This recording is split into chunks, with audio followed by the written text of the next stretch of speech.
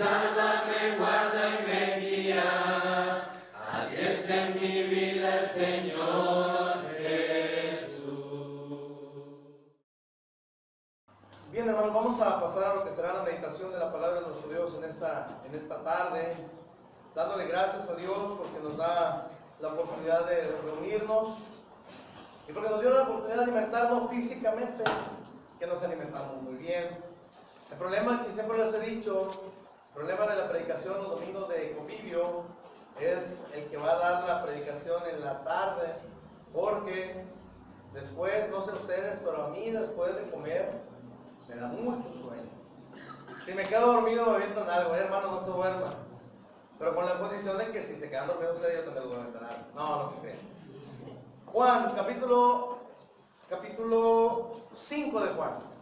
Capítulo 5. Evangelio de Juan, capítulo 5 será ahí, hermanos, para aprender meditar un poquito de la palabra de Dios. La historia, en lo particular, hermanos, una historia que me llama mucho la atención.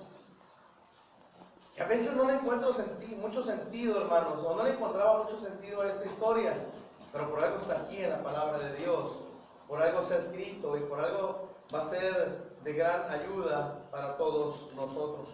Juan capítulo 5, versículos del 1 al 9.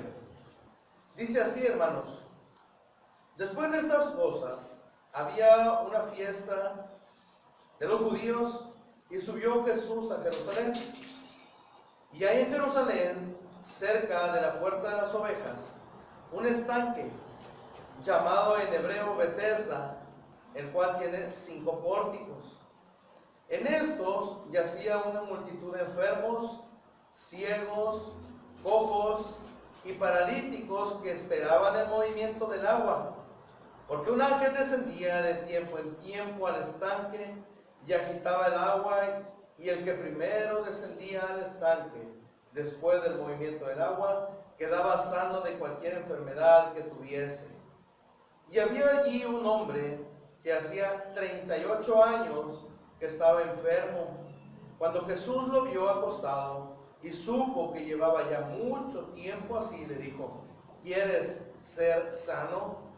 Señor, le respondió el enfermo, no tengo quien me meta en el estanque cuando se agita el agua, y entre tanto que yo voy, otro desciende antes que yo.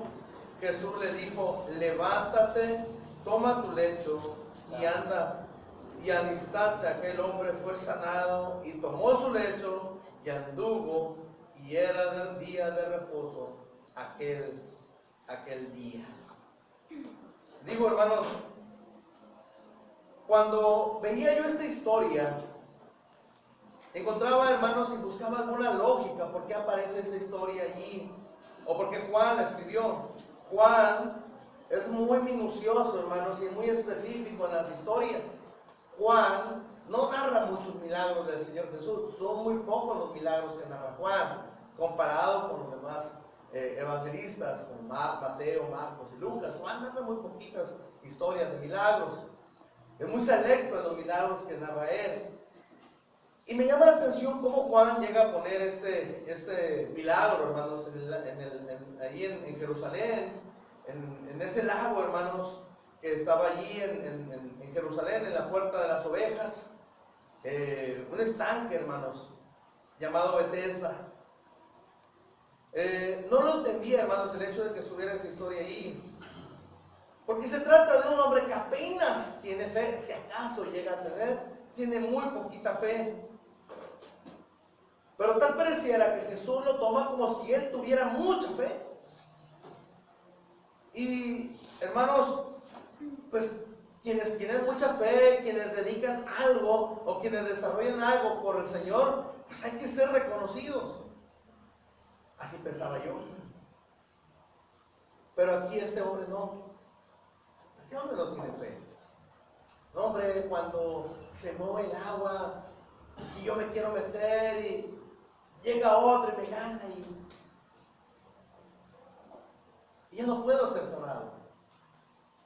Y llevaba así, dice la palabra de Dios, hermanos, ahí en la lectura que hacemos, 38 años llevaba enfermo.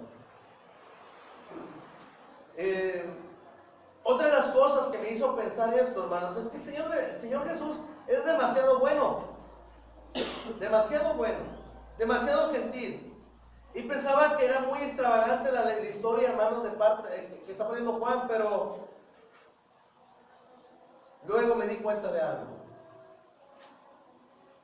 Esta historia, hermanos, que se cuenta aquí, no es la historia del hombre paralítico. Esta historia no es de un inválido que está ahí en Jerusalén. Me di cuenta, hermanos, que esta historia es la tuya y la mía. Por eso está ahí. Porque puede ser la historia, o es la historia de cada uno de nosotros. No tiene nombre este personaje que se narra aquí. No tiene nombre, hermanos, para que nosotros pongamos el nuestro. No tiene rostro, porque el rostro que tiene este hombre, hermanos, es el tuyo y el mío. Tiene un problema, igual que el de nosotros. Y Jesús, hermanos, se encuentra con el hombre cerca del estanque, hermanos, que se encuentra ahí, hermanos, en la parte norte del templo de Jerusalén. Se dice, hermanos, que no está muy grande. Bueno, aparentemente no está muy grande este estanque, hermanos. Se le llama el estanque de las ovejas. Y dice que hay una columna, hermanos, en medio de este estanque. Y esta columna, por debajo de ella, hermanos, al parecer había un ojo de agua que era el que alimentaba este estanque para que el nivel de agua nunca bajara. Y se cree, hermanos, que al entrar esa agua por la parte de abajo, en algunos momentos agarraba aire, donde estaba entrando el agua, y agarraba aire y hacía que las aguas se movieran. Y la gente decía que bajaba un ángel y tocaba el agua, y por eso se movía el agua. Y muchos, hermanos, creían que después de que se movía el agua, si alguno entraba allí, quedaba sano. Les voy a decir algo, hermanos, las columnas que estaban alrededor de ese estanque eran columnas bien hermosas. El lugar estaba hermoso. Si lo vieran ustedes como arquitectura o como un edificio importante, era muy hermoso, hermanos. Estaba bien adornado, estaba muy bonito las columnas que había en ese estanque. Pero si tú mirabas hacia el frente y hacia alrededor, lo mirabas muy hermoso. Tenías dibujos, tenía incrustaciones de piedras preciosas, estaba muy hermoso, porque todavía ese estanque estaba en la parte norte del templo de Jerusalén. Pero si mirabas hacia abajo, no te iba a gustar lo que ibas a ver.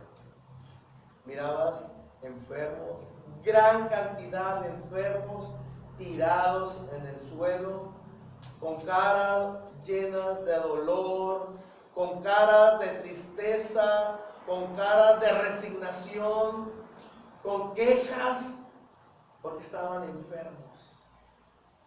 Hombres, mujeres, niños, ya sin esperanza.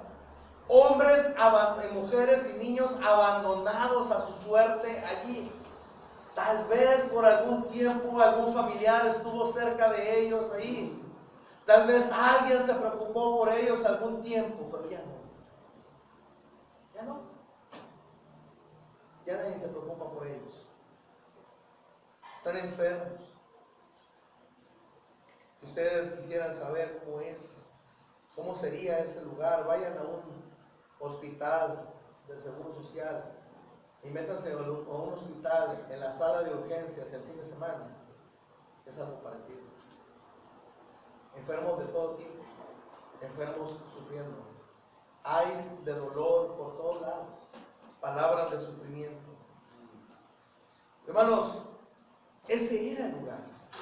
Ese era el lugar, hermanos, donde está el Señor Jesús. Ese era el lugar, hermanos, donde está paseando el Señor Jesús. Y el Señor Jesús anda solo.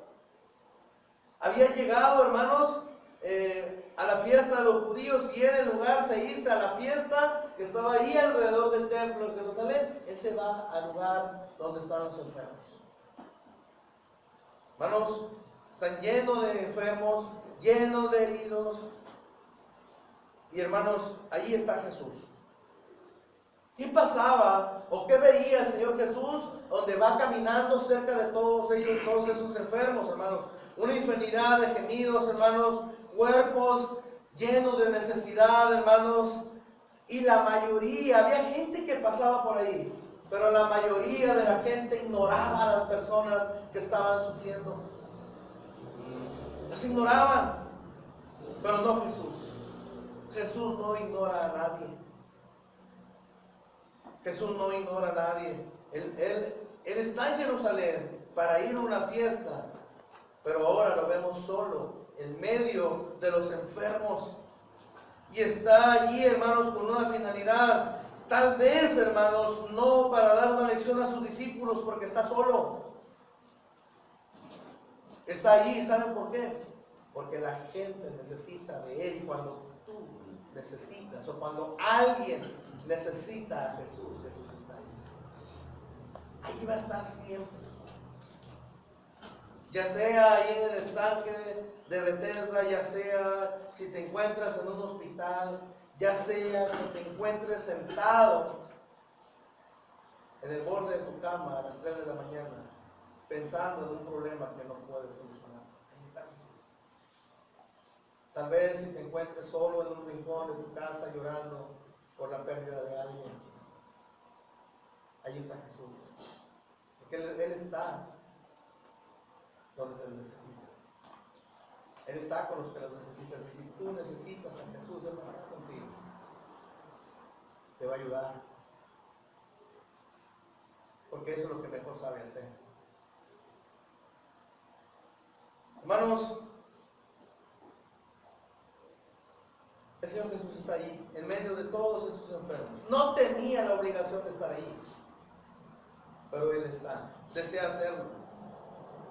Con seguridad podía haber estado disfrutando de la fiesta que había en Jerusalén.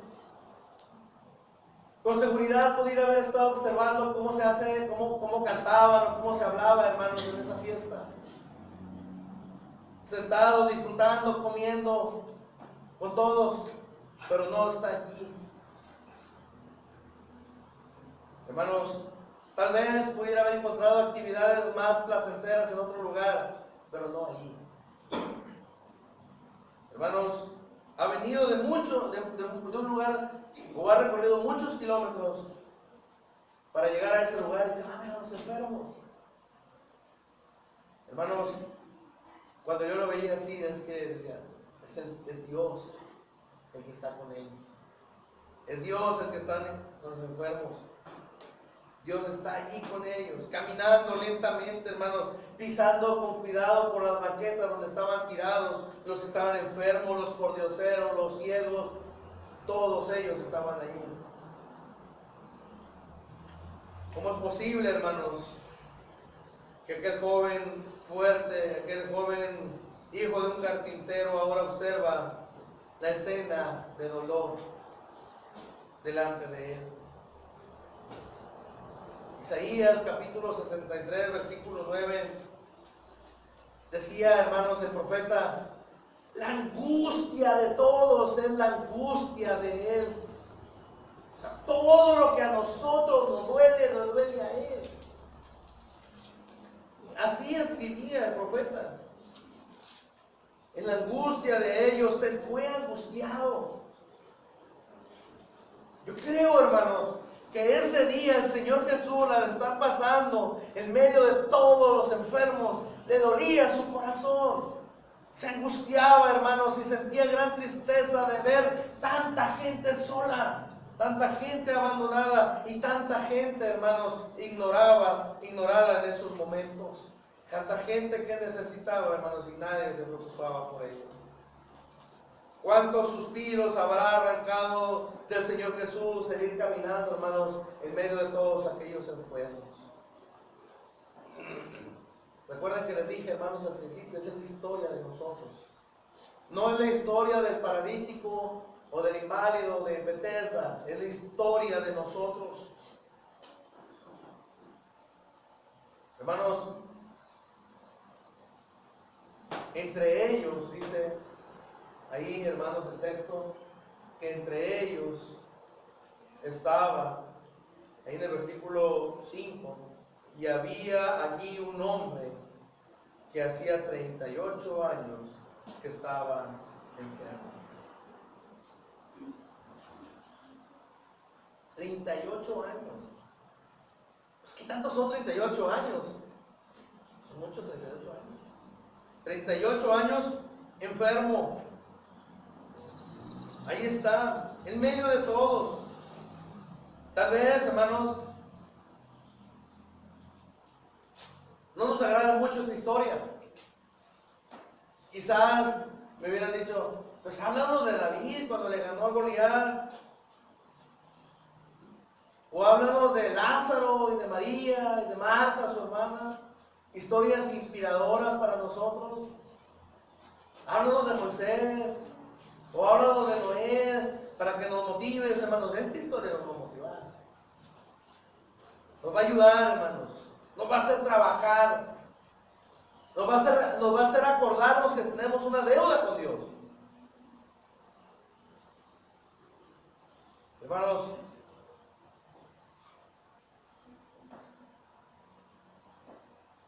decía Hebreos, el citado de los Hebreos, capítulo 12, versículo 14.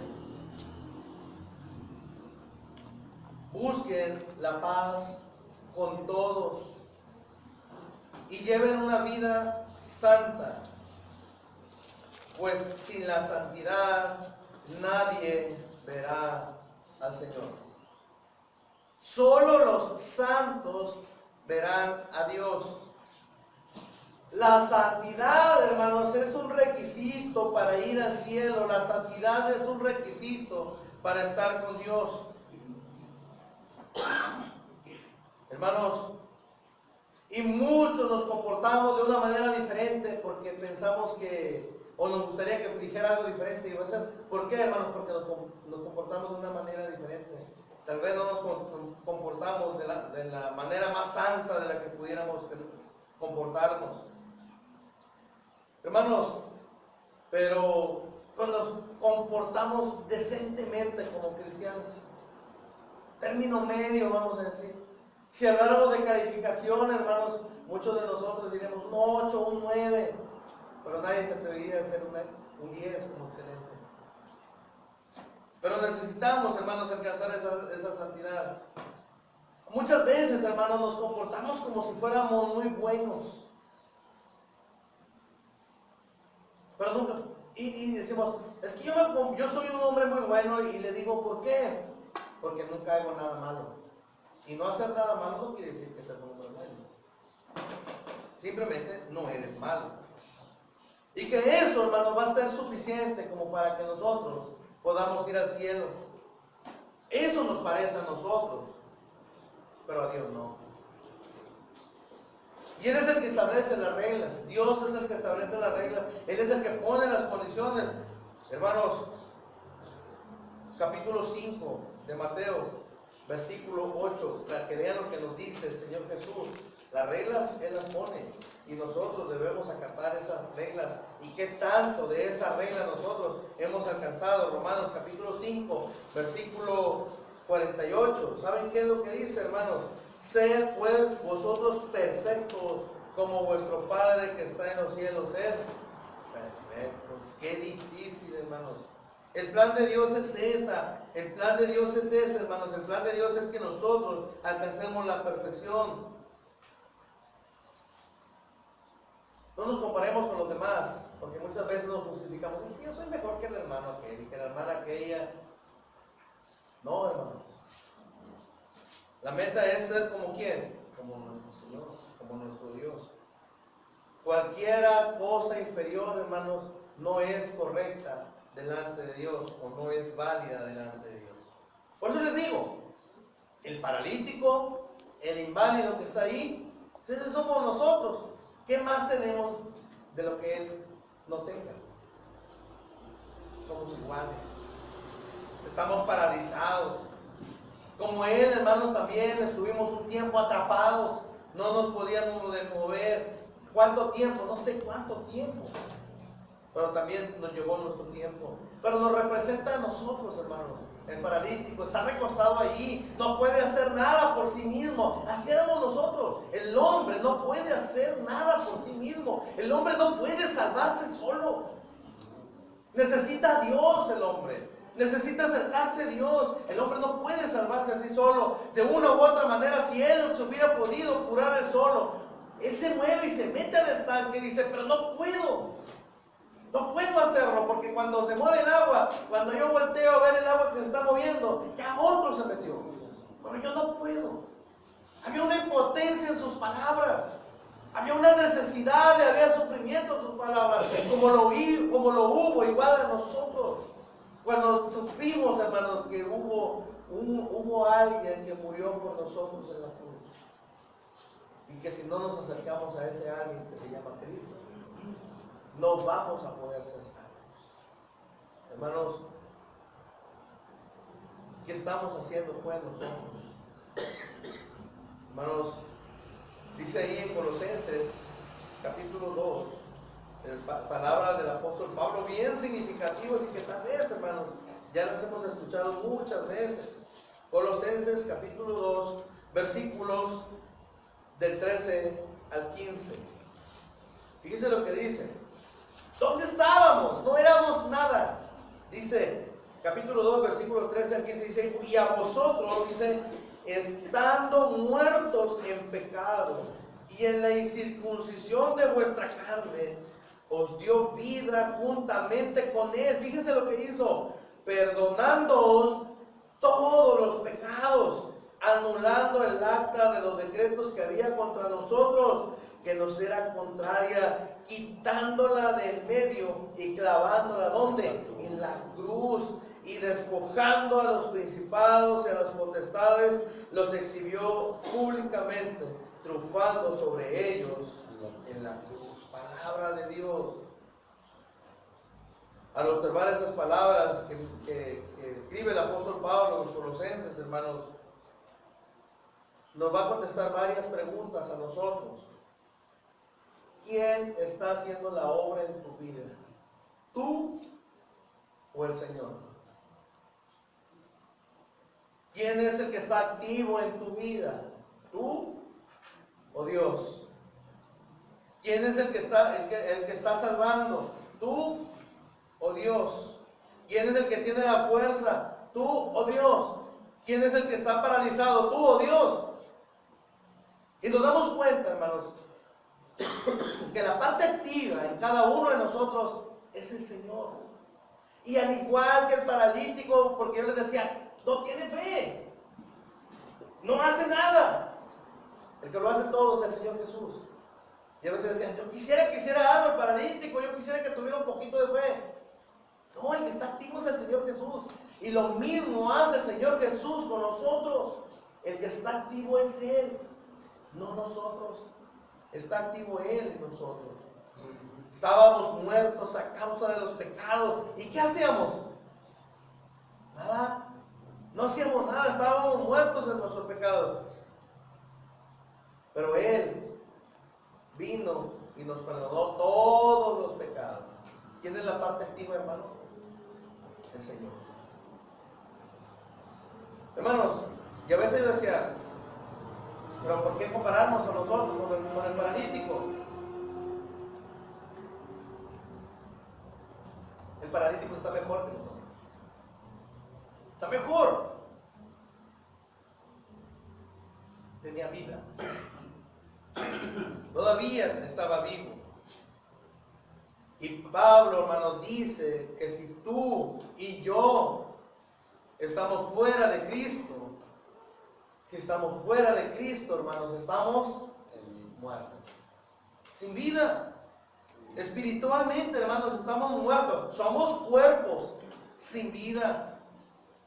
Alguien dijo, cadáveres, cuerpos que van caminando. Sí, eso somos nosotros. Mientras tú estés alejado de Dios, estás muerto. Hermanos, ¿y qué puede hacer un muerto? No mucho, ¿no? No, pues no puede hacer mucho. Hermanos, pero observar lo que Dios puede hacer con los muertos, hermanos, Dios nos ha vivificado a nosotros, nos ha rescatado, hermanos, y nos ha limpiado, nos ha vivificado, nos ha perdonado, eliminó la prueba acusatoria que había contra nosotros, eliminó la ley, quedó anulada, hermanos, porque la ley no nos daba oportunidad a nosotros, despojó a los seres espirituales que tienen poder y autoridad para que nosotros pudiésemos acercarnos a Dios, los exhibió, hermanos, clavándolo todo en la cruz. Nuevamente la pregunta, ¿quién es el que está activo? El Señor. ¿Quién es el que se despoja? El Señor. ¿Quién es el que muere? El Señor. ¿Y nosotros qué estamos haciendo? La misma situación, hermanos, que el paralítico. Hermanos, Dios ha estado lanzando esos chalecos salvavidas generación tras generación, y pocos son los que echan mano de ellos. Y muchos, hermanos, han tenido la oportunidad de ser salvos. Muchos han tenido la oportunidad de echar mano de la salvación y no han querido. ¿Y saben dónde están? Ya no están entre nosotros. Muchos tenían el chaleco salvavidas puesto ya y se lo han quitado. Y ya no están. Hermanos, yo me acuerdo de Jonás. ¿Se acuerdan de Jonás? Dijo un niño, sí, hermano, el que se lo comió una ballena. No, pues no dice que era una ballena, ¿verdad? Dice que era un pez grande. Pues sí, hermanos, en ese tiempo Jonás no quiso obedecer al Señor. Y de repente está dentro de la panza de un pez grande. Está dentro de la panza de un pez grande. Hermanos, no quiso ir a cumplir su misión. Hermanos, ahora está dentro de la panza de ese pez, está atrapado, no se ve muy atractivo allí. En el mejor de los casos, hermanos, tratándolo bien a Jonás, podemos tratarlo nada más como un simple cobarde que no quiso cumplir con lo que Dios le había mandado, o un traidor. Siempre tuvo agallas, según él era muy valiente, pero ahora no sirve de nada porque está dentro de un pez. ¿Y saben qué es lo que hace Jonás cuando está dentro del pez? Él se da cuenta que no puede hacer nada más que orar. No puede hacer nada, es que es bien valiente, pero no puede hacer nada.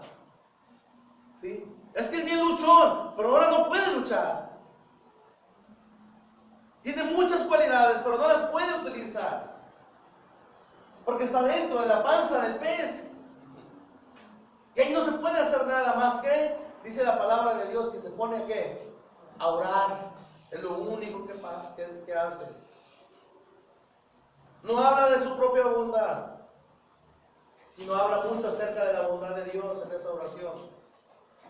Ni siquiera solicita ayuda. Pero aún así la recibe. Antes que pueda decir amén, hermanos, al concluir la oración, la panza se contrae de aquel pez y el pez va y lo vomita en una playa. Historia, ¿no creen? O simplemente, hermanos, observar a Daniel. A Daniel no quiere ir a inclinarse delante de la figura del rey que había mandado a hacer. Y Daniel, hermanos, es echado en la fosa de los leones. Su historia o su situación no es muy diferente a la de Jonás. No puede hacer nada.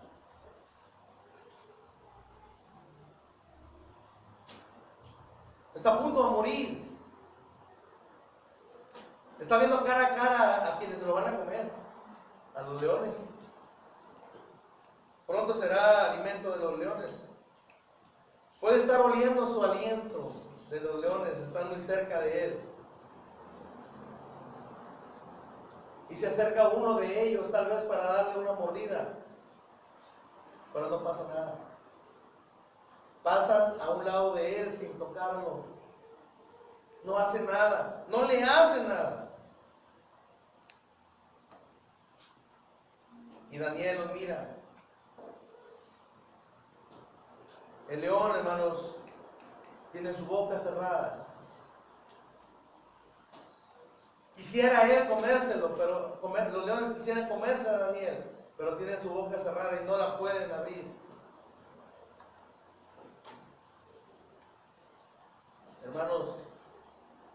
estaba Dios ahí con él.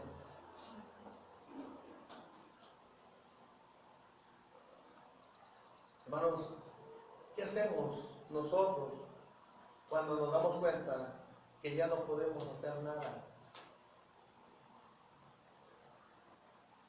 Cuando nos damos cuenta que ya no nos podemos mover, hermanos. No hay opciones. Este paralítico no tenía opciones.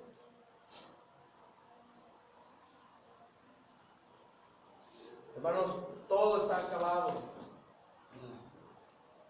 No hay esperanza. A menos que voltees a ver a Jesús. Hermanos, ¿qué vamos a hacer, hermanos, cuando necesitamos al Señor? Solamente, hermanos, buscar que Él esté activo en nuestras vidas. Señor, no tengo nadie que me meta en el agua, le dice el paralítico, casi de una manera suplicante. No tengo quien me meta en el estanque mientras el agua se mueve, y cada vez que trato de hacerlo, alguien se me adelanta. Versículo 7. El hombre se está quejando, hermanos. El hombre se tiene autocompasión por sí mismo, o simplemente le está platicando los hechos al Señor Jesús de lo que ocurre diariamente. No lo sé, hermanos. Pero fíjese lo que dice a continuación. El Señor Jesús, hermano, le dice a este hombre: levántate, agarra tu camilla y vete, toma tu lecho y anda. Y dice la palabra de Dios que en ese mismo momento el hombre quedó sano, hermanos. Inmediatamente tomó su lecho y se fue.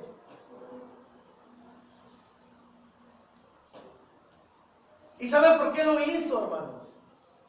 Porque cuando el Señor Jesús le dijo: toma tu lecho y anda, él nunca, hacía 38 años que no había podido hacer eso.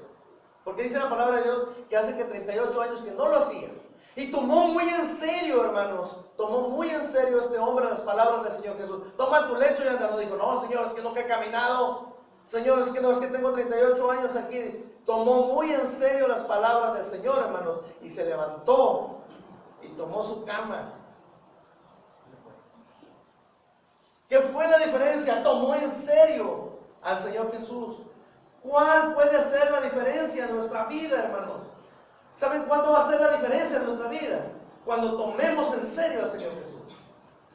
Mientras no lo tomemos en serio, hermanos, no va a haber cambios en nuestra vida. Mientras no tomamos en serio al Señor Jesús, no va a poder estar activo en nosotros. Quisiera que Dios muchas cosas en nuestra vida. Sí queremos. ¿No lo creen ustedes? ¿Les gustaría que Dios hiciera muchas cosas en su vida? Sí, tómenlo en serio.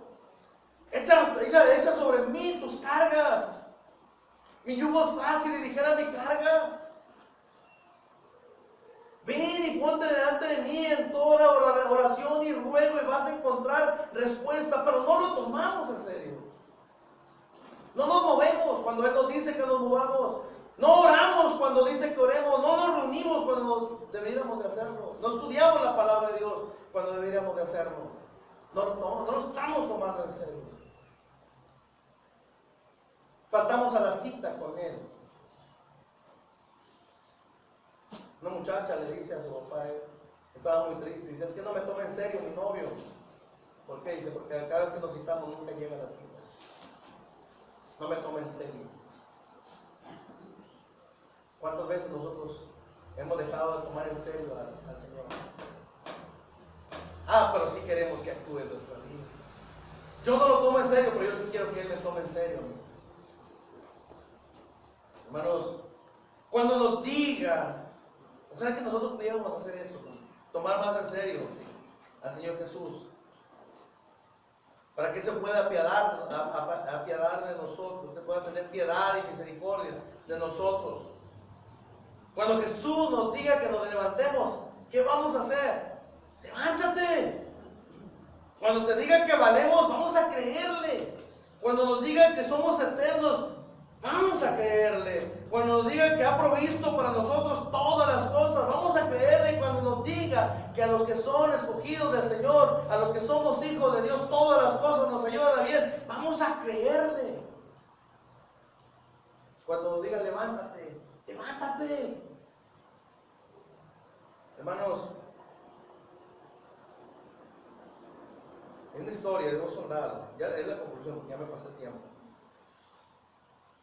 La historia de un soldado, platicaban, había un Alejandro el Grande, me acuerdo que leíamos la historia ya por la secundaria, Alejandro el Grande, que fue muy famoso en la antigüedad, o Alejandro Magno, que se le llamaba también de esa misma manera. Y dice la historia de un soldado, hermanos, que había llegado a ver a una cuadrilla del ejército, y de repente el caballo de Alejandro se asustó con algo y empieza a correr el caballo.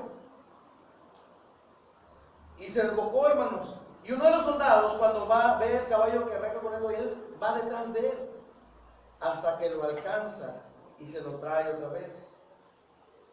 Era un soldado el que estaba ahí en la fila, un soldado raso. Y cuando Alejandro ve, porque Alejandro amaba mucho su caballo, le trae su caballo, y Alejandro ve al soldado y le dice, gracias, capitán.